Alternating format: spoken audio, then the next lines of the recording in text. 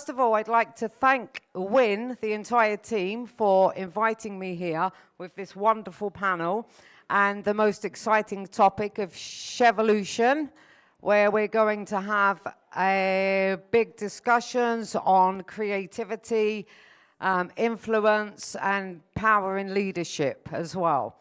So my name is Debbie Eacott. I have spent 3 decades in business leadership. I started my career 30 years ago, my first company in Dubai, in the United Arab Emirates, and moved across the Middle East regions, and then moved into global. And now I'm based in Malta, and I work in cross-border business investments between Europe and the Middle East. So that's a tiny bit about my background. I also am a board advisor and a co-founder in AI technology as well. So what I'd like to do first is invite every one of my powerful ladies here to give a very brief introduction of themselves, just like I've done for me. And over to you, Kim. Amazing. Good morning, everyone. Are we on? Now we're on. Good morning, everyone. Thank you so much for braving the heat to come and be with us today. I am so humbled and honored to be on such a powerhouse platform and panel. So thank you to Stuti and Payal and the entire team. My name is Kim Jayde. I flew all the way from South Africa to be with you here today. Come on, Mzansi. And our team Bafana Bafana won yesterday against Korea in the World Cup, so we are going to the past the group stages. It's a good time. I am a content creator, TV host, Forbes Africa 30 Under 30.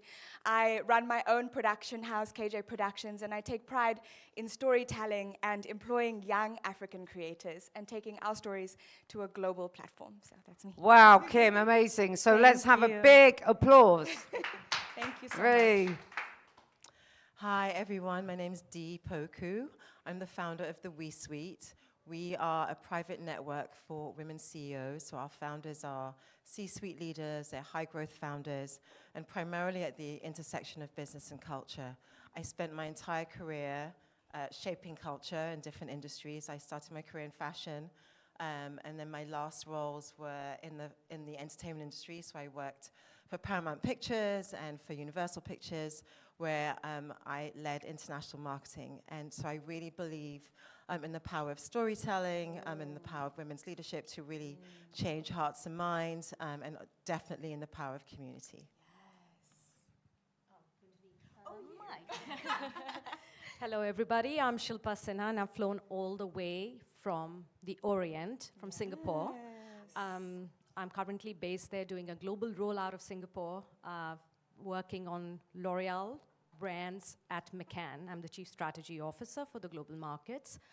And in my 25 years plus career, I have worked and lived in many different markets. Obviously, India, the United Kingdom, where I did a global role, China, Russia, 7 years in Russia, and now most recently in Singapore for the last 3 years. I've worked both as a marketer, building brands, and working on strategy, because I believe everything begins when you have the right insight. And I'm really passionate about female power, and my day job is working on L'Oreal Paris, where the role is elevating the role of women in society. So yes, I breathe female power day in and day out. Yes, queen. I love that. Yes. Well, my name is Tera, and I flew all the way in from the USA, Atlanta, Georgia. Yes. So I know this is a heat wave for you guys, but this is light work. This is nothing. But I am the founder of LR Global Media Group, and I work with production companies throughout the U.S. and really all around the world. I was just here for Afro Cannes last month.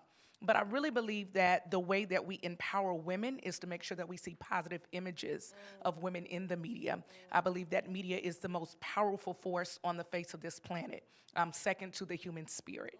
And so I believe that if we put the right images out there, we can impact the next generation. And so I work with production companies, networks, talent, to make sure that we're projecting the type of images that as a mother, I would want my daughter to see. Yes. Amazing. Oof, yes. Good morning, everybody. My name is Ameetess Dira. I'm currently the Chief Marketing Officer of a company called Petsy, We are a pet telehealth company with a mission of providing better access to care in the United States. I am a former broadcaster, also from Asia. It seems like there's a lot of people who have spent some time in Asia. I started out my career as a broadcaster. I did the morning news, had a radio sports show, turned entrepreneur, and when I moved to the United States, I got into all things marketing. And while I am very passionate about content and publishers, as I've scaled and launched a couple of media platforms like in Southeast Asia and the Asian Parent, which is now called The Parent Inc., headquartered out of Singapore, I am a strong proponent of my goal throughout my career is to make my shoulders strong enough, wide enough, so that I could serve as a stepping stone and lift other people up, regardless of where they are in their journey. Wow, that's amazing. So I think between the six of... You are amazing. Like, she's like cheerleading everyone. She's like, yes, girl. I really feel yes. this power. No, women power. are the best cheerleaders for each other, right? 100%. Yeah, I think, you know, just to kick off this session, before we move into creativity and influence and impact and power, I'd really like to say that I believe, and I'm sure my fellow powerful ladies here will believe the same, that leaders need leaders. And we are together, that's how we take over the world. So, yeah. Right, so now, I think let's start with creativity. Because creativity, I used to think, going through my career, back in the day, I would hear creativity and I would immediately think of arts and crafts. So let's really discuss, because it's developed over the years so much into business leadership and how creativity is defined in leadership roles. So Kim, do you want to, because you're the power of creativity, so let's kick off. Thank you so much, Davia. I completely relate. When I was growing up, I don't know how many of you can relate, but in a brown household, especially in Africa, if you grow up saying you want to go into the creative industry, your parents look at you like, what do you mean? That's not a real job. And especially because my family, I come from lawyers and people in mining, and I actually have my honors degree in social work and psychology from the University of Stellenbosch. And after my parents spent all this money on education, I said, I want to be a model, and then I want to be a TV host, and then I want to create my own production house. And they were like, what do you mean? I think now looking back and having spent several, I'm almost 2 decades in the industry now, but having spent many years in the industry, I understand now that as parents, their response was fear. Fear because they want their child to have security. They want us to have medical aid and life insurance and all of those things. And when they grew up and when we were growing up, this wasn't viewed as a real career, a real way to make money, a real way to have a future that is stable and secure. And we live in a very, very exciting time where I would say I'm probably the first generation. I'm a millennial, not a Gen Z. Don't make me one of them. We are probably the first generation to make incredible leaps and bounds in our own careers and in our own lifetime, being creatives, doing what we love, what we're passionate about doing. And now from modeling to MTV, Paramount acquired Viacom, correct? Yes. Yeah. And what about in brands as well? So, in like with L'Oreal, for example, that's a good one in creativity in brands, how that's changing on a cultural platform because everything's bigger, bolder. How is creativity changing in that way? I'm sorry. I forget we don't all have microphones. Yes. I mean, so we have a lot of CMOs. Yeah. In my network, and CMOs are very much sort of driving company strategy right now. And I think that there are so many skills that are, and traits that are innate to women and innate to women leaders that are really coming to the fore. And I think are the skills that are really going to drive us forward. from a future standpoint. And so what I'm seeing is like CMOs who are very close to the customer, who understand, and really like we're in such a democratized world right now where customers are on social, they will tell you what they like, they'll tell you what they don't like. And so the CMOs and the sort of chief brand officers are really the ones who are close to the customer. So they are really driving company growth and company strategy. And so that skill that I think is sort of quite prevalent in women and women leaders is really becoming like a defining force for business growth. Yeah, yeah. Does anyone else want to pick up on that before we move on?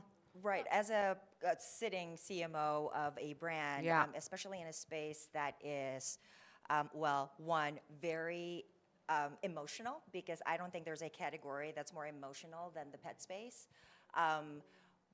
Very emotional, and yet telehealth is also highly regulated. We need to be looking at the best way and the most creative way to tell the story of connecting the dots of helping a very emotional pet parent who is already stressed and worried about their animal to actually get the care that they need in the most efficient way without actually losing track of the fact that telehealth is not a replacement for a vet visit, but that it's a means to triage your access. So I think creativity is probably the best way to do that storytelling, looking at things differently, listening to the pet parents, their concerns, and incorporating that into the actual human experience, especially in an age where technology is so prevalent and is expected. We need to figure out, like, how do we make the experience better, not just for the animals, but also for the pet parents? Yeah, yeah, I totally agree. Right, so Tera, am I pronouncing your name correctly, first of all? Yes, good, good. Okay, so I've got a really important question for you. How can purpose-driven leadership create lasting social and cultural impact? Wonderful question. In order to have impact, you have to have passion. And for me, your passion is tied to your purpose.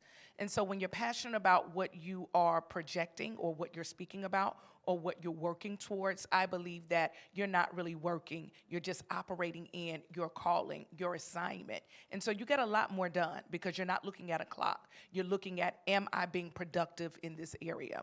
So for me, if you are going to have lasting impact, you are going to have to be purpose-driven, because purpose will have you working after hours. Purpose will make sure that when 5 o'clock comes, you're not running out the door. You're literally looking at the bottom line, which is not money, but you're looking at the bottom line, which is the outcome that you're striving for, and you're allowing that to determine what's going to continue to drive you. So it's very important. Yeah, absolutely. Purpose and passion is the key of leadership, because leadership is exactly what you said. This is not about driving revenue. This is not about the CEO seat. Leadership is purpose, passion, commitment, dedication, and that's what will bring impact, or that's what will result in impact. But I would also add that purpose will help you find money.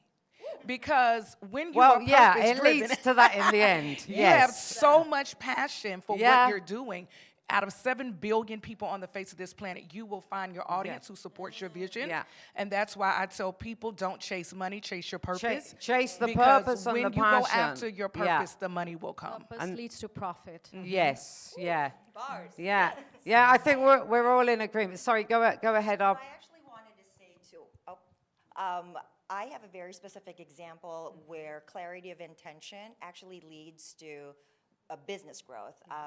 I am based out of Los Angeles, and last year we had this very devastating LA fires across different neighborhoods. I was impacted in one of the smaller fires, but, and I was actually at CES speaking and doing roundtables at CES when that happened, and I decided to, without asking for permission from my CEO, to actually leave the conference, stay in the room, and activate a help, like some sort of a solution to the fires. Like our contribution was providing free access to care to anybody in the affected areas. So if you have animals affected by it, you could call and make sure that your animals are safe. Now, obviously, there are a lot of layers to that situation, and I didn't ask for permission. I just felt very strongly about doing what you can to serve the community that is greatly affected by any kind of situation. And luckily, my CEO was on board, all the vet professionals, and we have about 1,000 vet professionals. They were all on board, willing to contribute.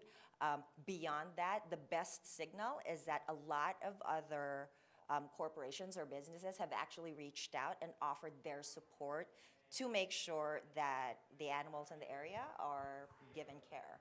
So I think that's one very clear intention of helping, and people want to jump in and contribute. Yeah, thank you. Shilpa, That's right. very good. Right. Yes. Okay, so a very important question for yourself as well. How do you see women leaders shaping the future of influence and driving strategy forward? Wow. Yeah, I know, a very heavy question, right?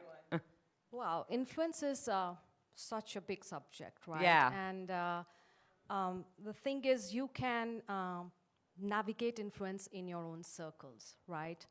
And I can talk about my industry, which is marketing and advertising. It is not about seniority or being on the top.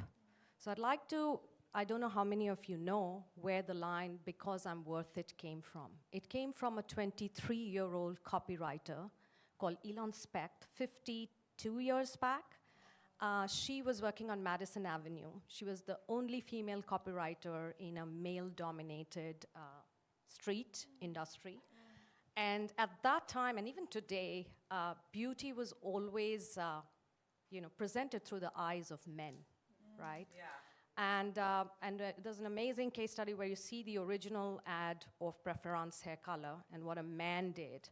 And she said, this is not right.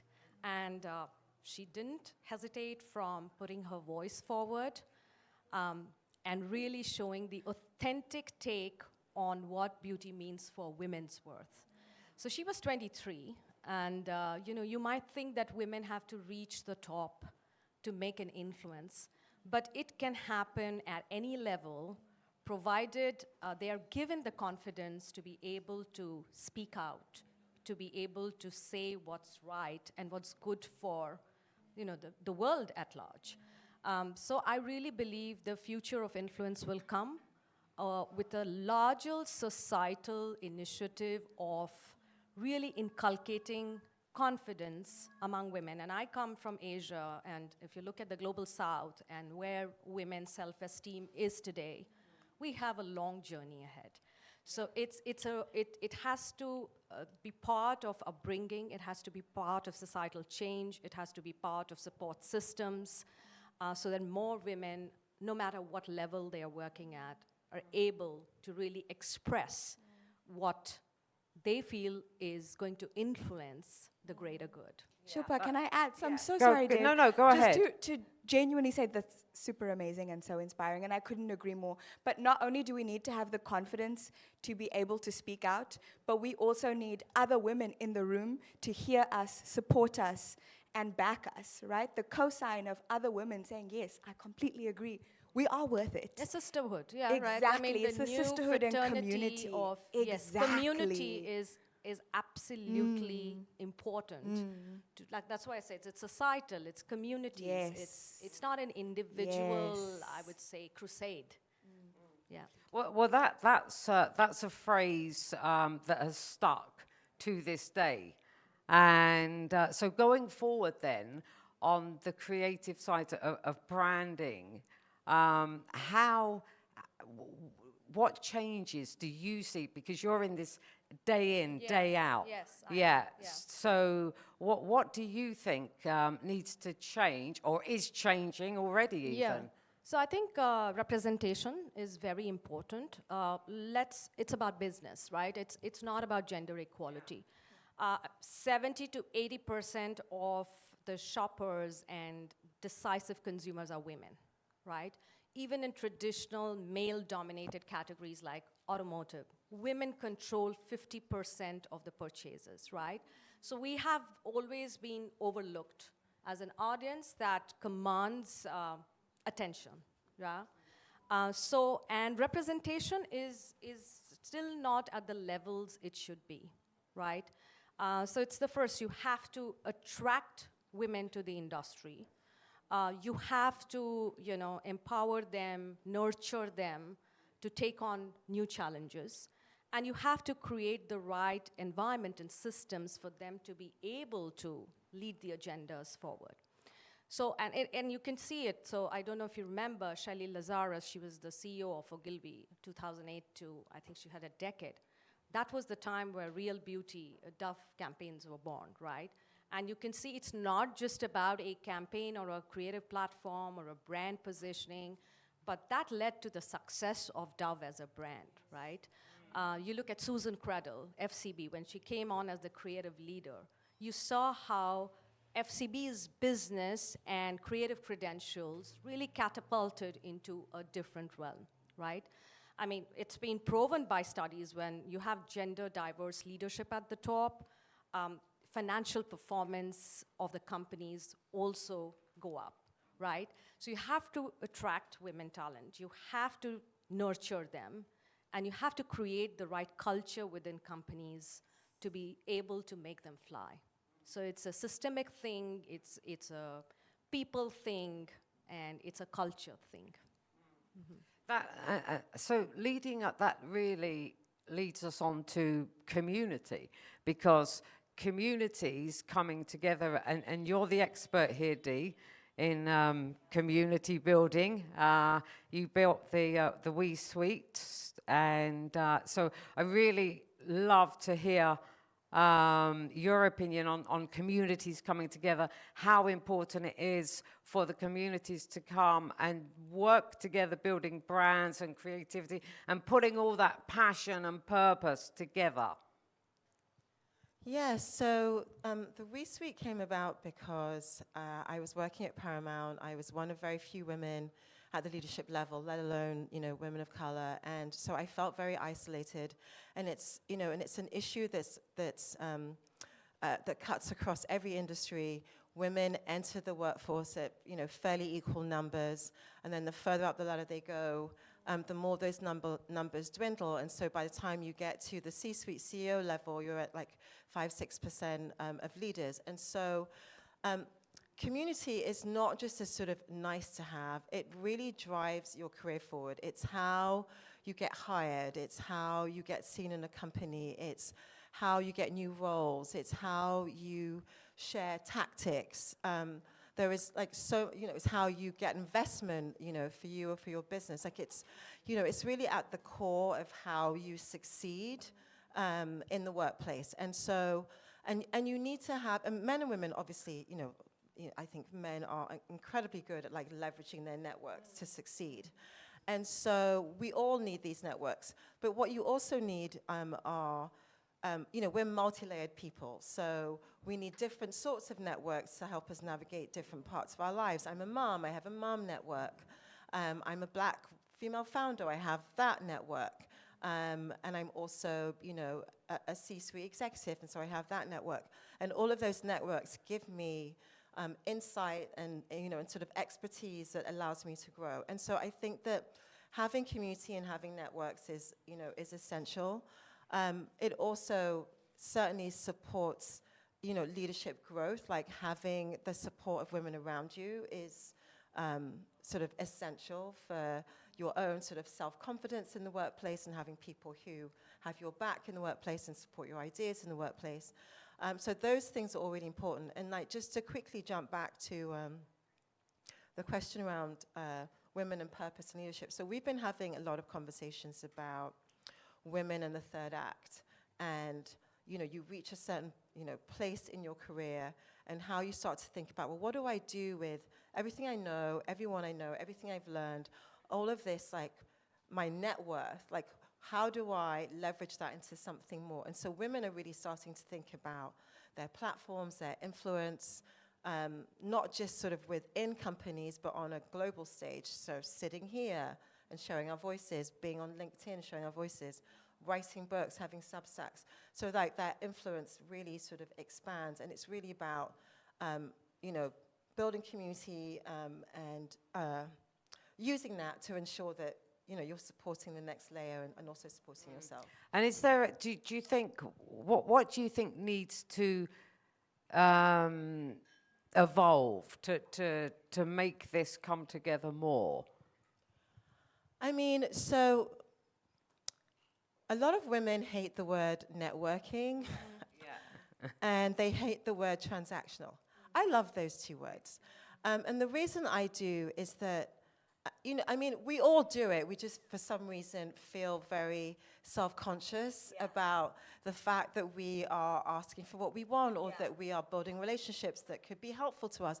It doesn't make you a bad person, or it doesn't make you a sort of disingenuous person because you are smart about how you build relationships around you. It makes you a smart thinker. It means you're working smart. It means that you can drive your goals forward, and that you can be of support to people who are coming up. So I really would say the first thing is that we have to get rid of this idea that networking or being transactional, i.e. like, I can be helpful to you and you can be helpful to me. Great. Yeah, Like, absolutely. We have to sort of get rid of those notions and stop just playing nice. I think that's really, really important. And then for me, it's also about investing forward, back, and sideways. And so it's not just about networking, community, and what you can get, but like, how are you using that? Like, how are you, if you've reached a position where you have money, how are you investing that back? Are you investing in founders who are, providing solutions for women? Are you using that to mentor or sponsor women who, should be in the right rooms? So I would say it's like really thinking about getting rid of sort of the play nice, like, I shouldn't network, and then also, how am I leveraging my power? What I would say. Yeah. I would also say that women really have to work on their limiting beliefs. Yep. And I talk about that on my Yes. website, Success Bullying, because a lot of times women will hold themselves back for fear of criticism, what other people might say, or how other people might judge their progression. So really working on knowing that you are worthy. Yeah. You are worthy of your success, you are worthy of your promotion, and you are worthy to go after your career full throttle. Yes. To piggyback on networking, for me, networking becomes easy when I know, and this goes back to limiting beliefs, that I bring just as much to the table as you do. And I'm not asking you for anything, I'm asking for us to partner, because there's a win-win on both sides. So I think understanding who you are, what you bring to the table, and being completely unapologetic about that, that will help women. Yeah, I totally agree with that. And in fact, just to give you a small example of that I faced myself, when I'm speaking to people over the years, I get often asked the question more than anything else. People say to me, how did you live and work in the Middle East for all them years? And I'm literally, I just don't even answer and that is the answer. And then they realize. So the point of that I'm making is I never had an issue because I believed in myself. And that was it. I did my job because I knew I was doing it doesn't matter that whether I'm what gender I am, nothing at all. So I completely agree with you. When you have that confidence, all these just fall apart. And I've also sat with women that have been in like leading risers, and my advice to them is exactly the same. So if you have that confidence, that's enough. That's all you need. You have to believe in yourself, have that confidence, and nobody will come and ask you that question again. Yeah. Okay, so how do you... Artemis, have I? It's Ameetess. Ameetess, sorry. I'm terrible with names. Right, right. So how does that translate in the digital world? would you say? The community aspect. Yeah, the and, community aspect, yeah. I think we live in an age where everything that we do, whether we intend to do it digitally or not, it will be digital. So much of what we do in real life always translate into the digital, but I think us being intentional in anything that we do, regardless of whether or not it ends up on social media or ends up elsewhere, sort of mitigates any kind of apprehension on that. And I would encourage people to, I mean, both men and women, to separate their value from whatever it is that they're doing on their day-to-day, whether it's their job, their status, the country that they live in or whatnot, to separate their worth in those things and focus on their contribution to society. I feel like that is quite possibly the best way to improve and strengthen your position as a human being and make stronger connections with everybody around us. Yeah, fabulous. Okay, so I just want to give an opportunity to everyone now, because I just gave a small example of what I was faced being a woman working in male-domineering perceived environments. So give us a little story of your own where you've overcome something. Sure. I was the face of MTV Africa for 4 years and made history in so many ways. And making Forbes 30 Under 30, coming from Zimbabwe, being a young woman of color that left her home country to start a whole new career in a different country. And in 2020, I had the idea to create a YouTube series where I profiled people that I found interesting and inspiring. I did it from my sneaker closet. I'm a bit of a sneakerhead. They call me the sneaker queen in South Africa. Let them know. And I invested in creating that series for years when people didn't understand what sneaker culture was or really what I was trying to do. A few years ago, I decided to elevate the series by not limiting it to sneaker culture. I started including people in fashion and entertainment and sport and profiling them specifically to show other young people of color that regardless of where you come from, you can make it big and don't allow those limiting beliefs to keep you small. Last year, I made history by partnering with Bravo Africa to be the first YouTube creator to have original content on Bravo Africa in 52 African countries and multiple languages. The entire series I hosted, scripted, produced, directed, and financed on myself. We filmed in America and Africa. And I think the purpose and message behind that is to not only not let people put their limiting beliefs on you, but for you to not put that on yourself. As women, we so often play small to not make other people feel uncomfortable, to not, rock the boat too much, because the propaganda and messaging we are raised with is be meek and mild and respectful and don't make other people uncomfortable and don't be too loud and don't be too much. And I think my entire career has been unlearning that so that I can be exactly where I am.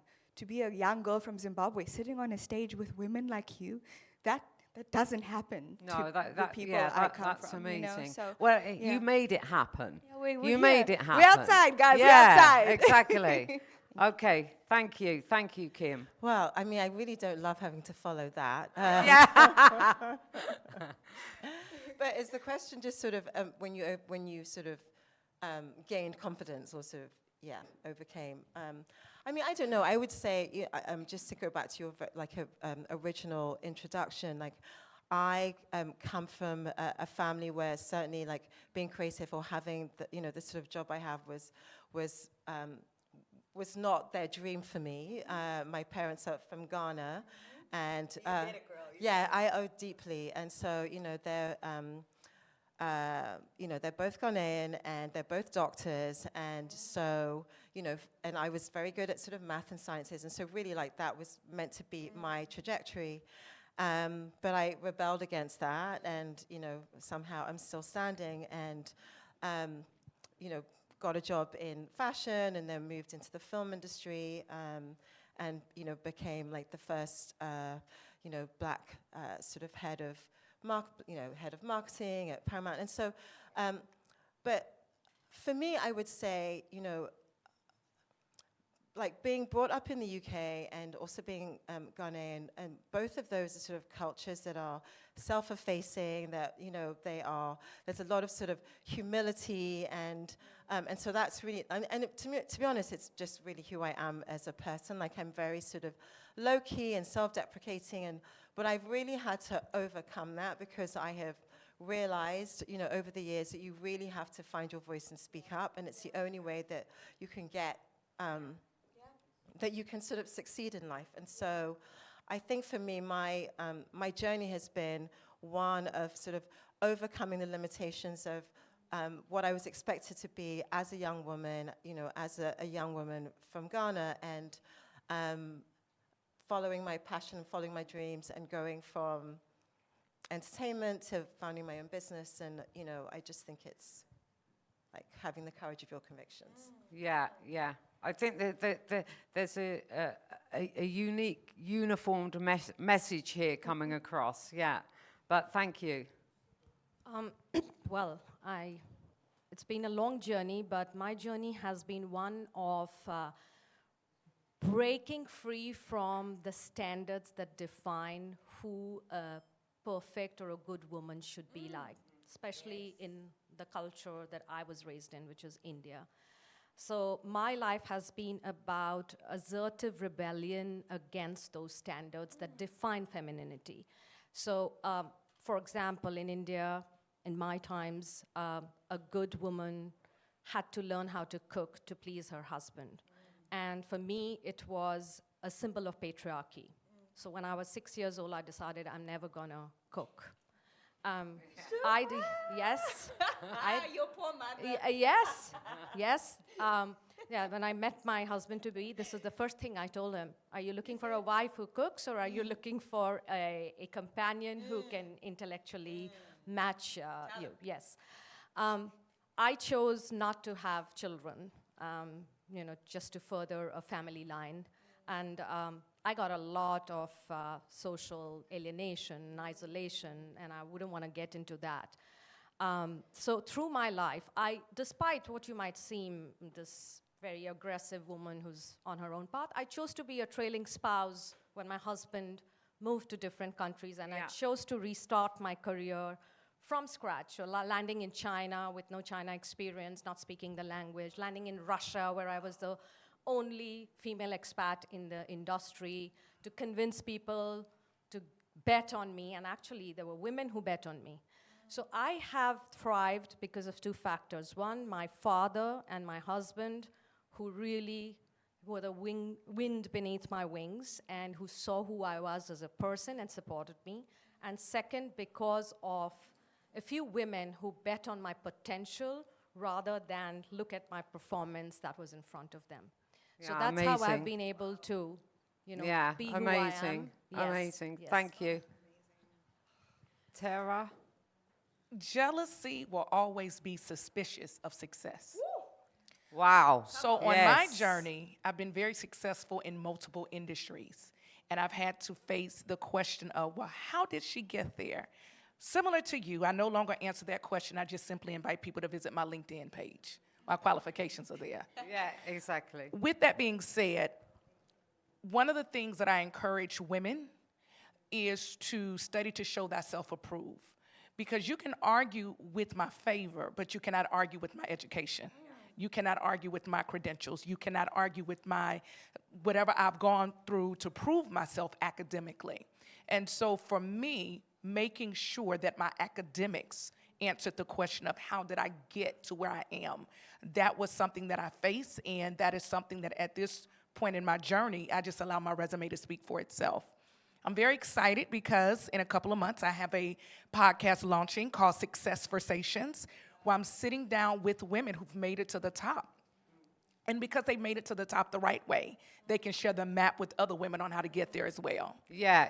I think the message is confidence.